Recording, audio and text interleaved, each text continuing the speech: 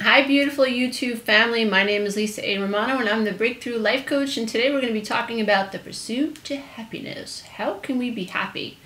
So many times I'm asked by my personal coaching clients, Lisa, how can I be happy? You know, I'm the adult child of an alcoholic. I have a narcissistic mother. My family has abandoned me. My family of origin wants nothing to do with me. My mother has turned my children against me. I mean, the list goes on and on. Those of us who have to co-parent with narcissistic spouses, it's very, very difficult. And life can be extremely challenging. But I believe that we're all looking for the same thing. We all are looking to achieve some sense of happiness or contentment or peace in this lifetime. And so I want to talk a little bit about why that's so difficult for an adult child of an alcoholic who was raised by people who were obsessed with power and control over, who didn't know how to process their feelings, who raised us almost like under a totalitarian rule. There was one person in the house who was allowed to have feelings, and the rest of the people in the house were not allowed to have feelings. And in dysfunctional families, generally what happens is the whole family dynamic is hijacked by one or two people. Sometimes that has to do with addiction, and sometimes it has to do with personality disorders, mental illness, for instance, or rageaholics. You know, if your dad or your mom was a rager or a yeller, you know, you have everybody in the family is walking around on eggshells trying to keep this person with his big mouth, you know, who is like a bull in a china shop, happy. And when that happens, the dynamic is thrown off in the family. And there's no sense of safety. There's no sense of balance. And so when we grow up, we are hardwired to be afraid of other people's anger because we were taught to be afraid of anger as children. That becomes part of our subconscious programming. I'm a firm believer in being able to achieve happiness in this lifetime by overcoming the childhood programming that is rooted in the subconscious mind by way of the higher mind. And so if you can understand that your subconscious programming is below the veil, and what people do until they wake up and have some type of, usually, unfortunately, a lot of pain wakes people up. But until we wake up, we're really robots reacting to this childhood programming. And that's why I always say to everyone, it's not your fault.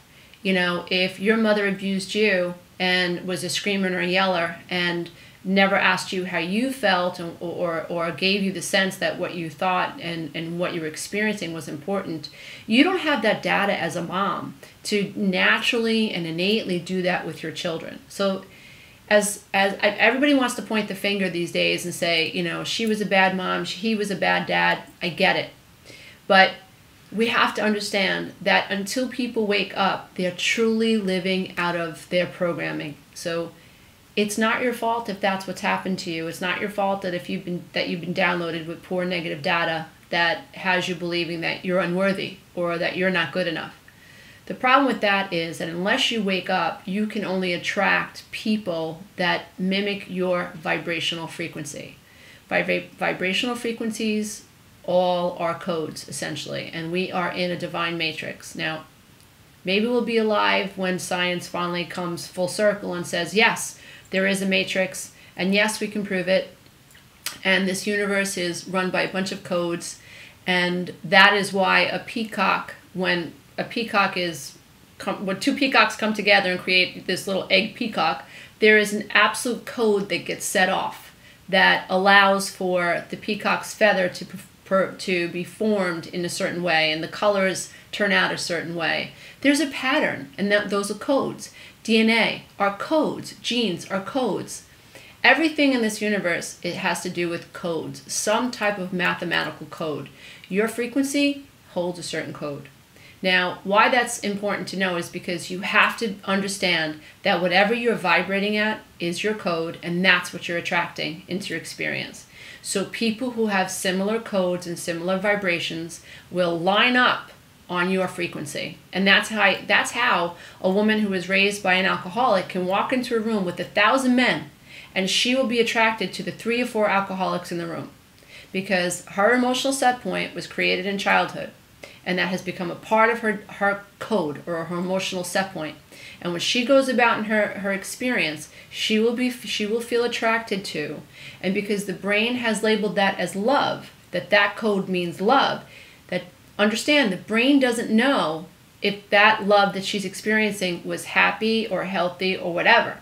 The brain only knows that that child, when that child was a child, loved or emotionally felt connected to this parent who was abusive. And the only way that the brain can take that information and organize it is to label it love, because that's the being's experience of love. Now, until that woman or that man that has that experience from childhood understands that's what's going on in adulthood, until they reframe from a higher sense of awareness their understanding of love, until they get very, very cognitive and say, well, if I don't love myself, this person can't love me. That's just impossible. I'm not going to line up with someone who loves me.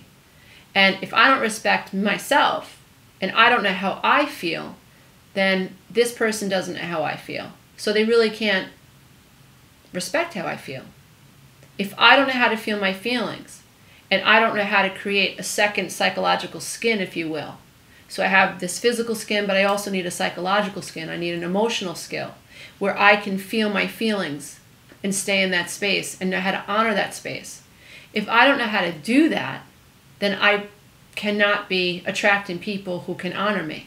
I'll be attracting people with similar wounds.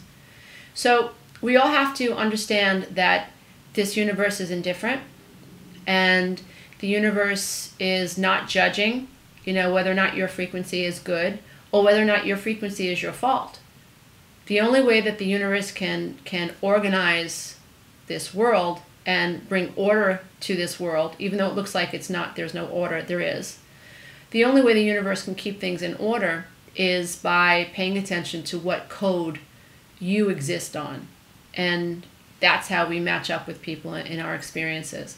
So that's number one. You must understand that on a cognitive level. You don't have to like it, but you have to understand it and sort of accept it, dear ones. I'm sorry, that's just the way it works.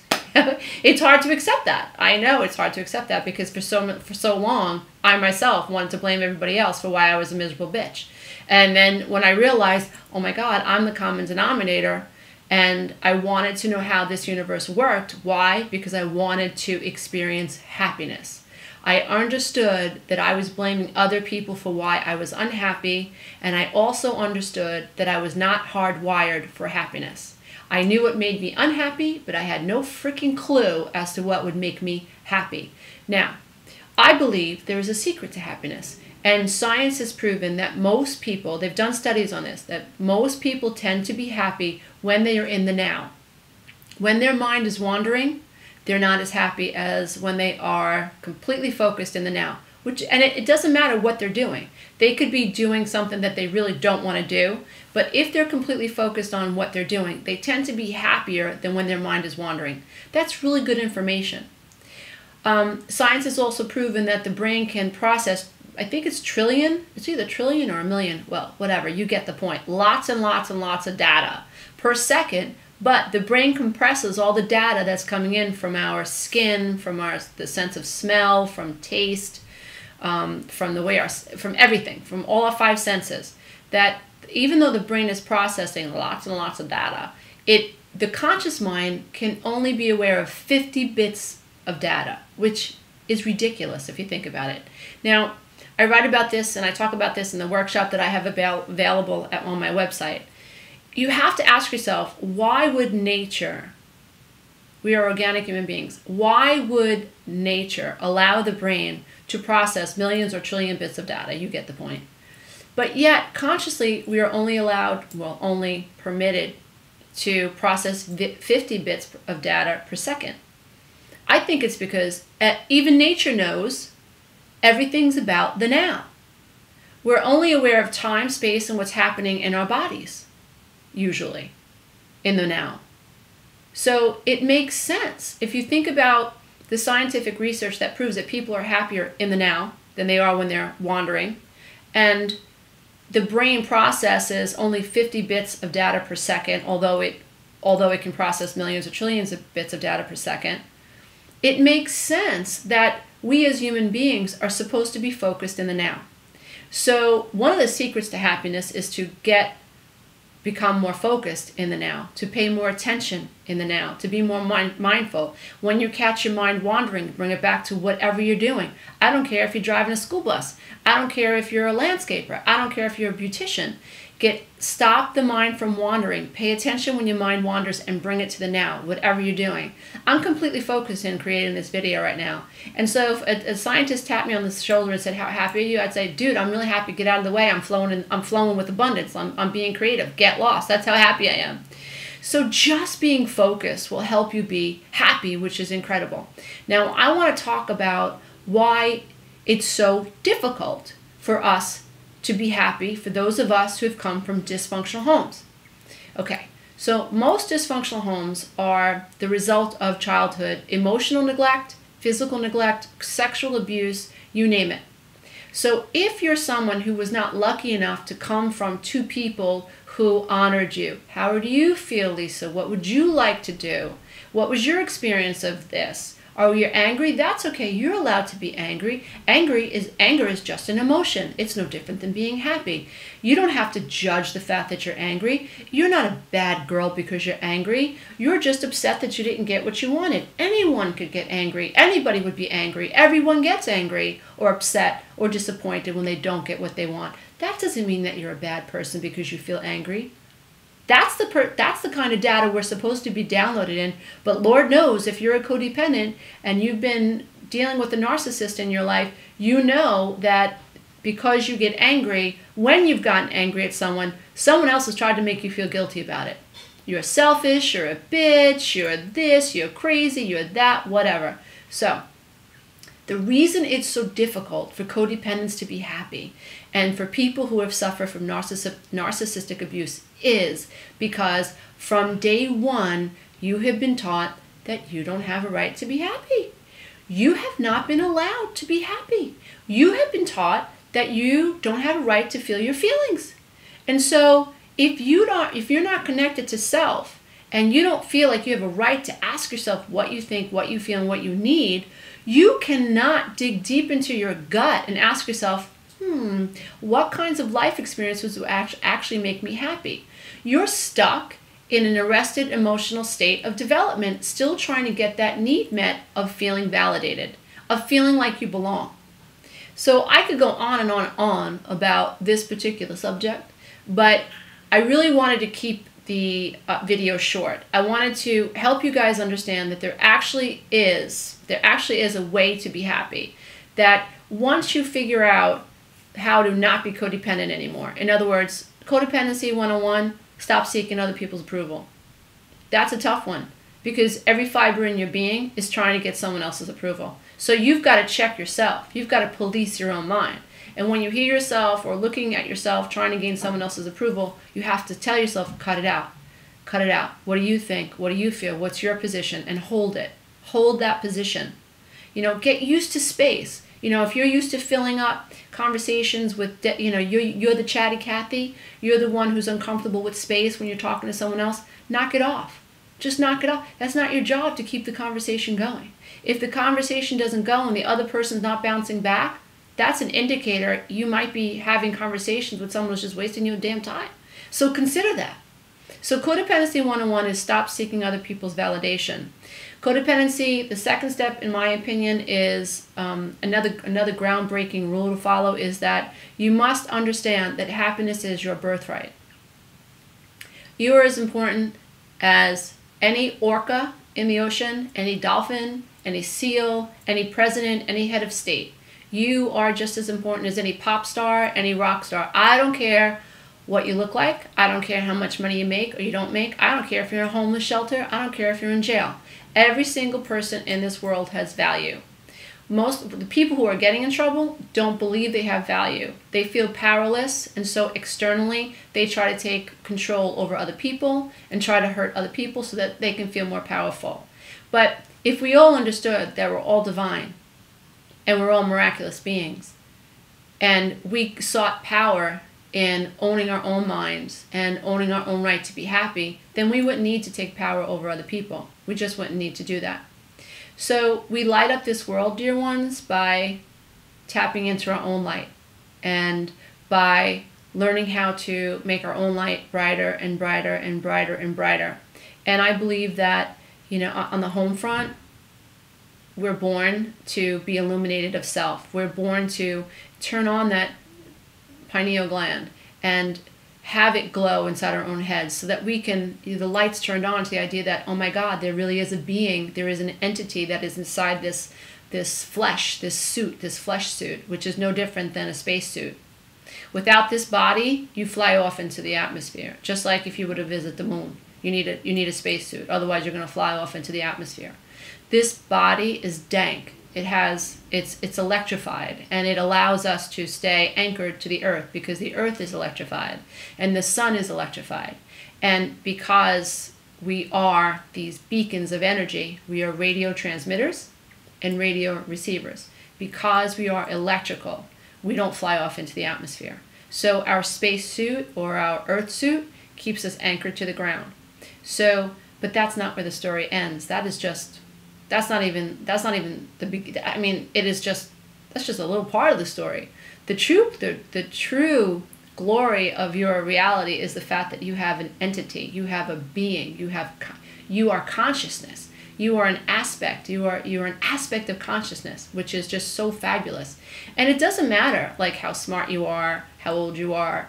The fact that you are means you matter. And so I'm hoping that just with this little bit of information that I've given you, that you are a born divine creator. I'm just looking at my hands, and I was painting yesterday, and I still got some paint on my fingers. I'm sorry, dear ones. But anyway, understand that you absolutely have a right to be happy because you are. That is your birthright. That's why you're here. Now, you were born to people who probably have very dank energy bodies, and they took a blanket and they threw it over your right to have a self. And I come to kind of like pull that blanket off the self and say, there you are, dear one. There you are. And you get a right to shine. You get a right to go be happy. You have a right to go figure out what it is you want to experience. So understand that science is moving closer and closer and closer and closer and closer to helping people understand that the number one rule to being happy is living in the now. Okay? Your brain is designed to live in the now. And when you wander, you're not as happy. So whatever you're doing, even the Bible says, whatever you're doing, do it with a happy heart. I'm not a Bible freak. I'm not a religious freak, and I'm not even religious. But I understand wisdom when I read it. And there's great wisdom in that. Do everything that you do with a happy heart. Even if you're picking up the dog crap, from backyard, trust me, the way you do that, the vibrational frequency that you do things like that within matter, you do it quickly, it gets done quickly, nothing gets on your hands, you don't step in nothing nasty, you get in, you do what you got to do, and you get out. That's what's called living in the flow. Just live in the flow. When you live in the flow, you tap into the stream of abundance, just tap into the stream of well-being. So understand, A, try to live in the now. That's going to help bring you happiness. And B, because you deserve happiness. And so understand that being codependent will impede your ability to be happy because codependents live in the past. Why? Because they're trying to get those needs met from childhood that were never met. And that's not your fault, dear one. That's your programming. And I come to help wake you up to that reality so that you can experience abundance, so you can experience light, so that you can help me become light workers and light warriors, and we can help anchor this universe with really strong energies so that we can, as new beings incarnate on this earth, the more light body activated we are, I believe that the more already light activated beings will be born and brought to this planet, which is so exciting. And more now than ever, we need people who are following their inner light and tapping into the divine matrix and tapping into abundance so that we can create really strong energies on this planet right here, right now. So I hope this has inspired you. Dear ones, available on my website at www.lisaaRomano.com. I have MP3s available. So if you missed any of my workshops, they're available for MP3 format. Meditations will be uploaded soon about narcissistic abuse. I'm downloading meditations that are actually created to help heal the programming those of us who were raised by narcissists experienced. Also, I have a various lessons on MP3 format. If you're interested in my books, are available at Amazon and barnesandnoble.com. And I look forward to hearing your comments at www.lisaeromano.com, and you get free codependency worksheets when you sign up for my newsletter at www.lisaeromano.com. Namaste, dear ones. I bow to the love and the light that really is in you. Bye.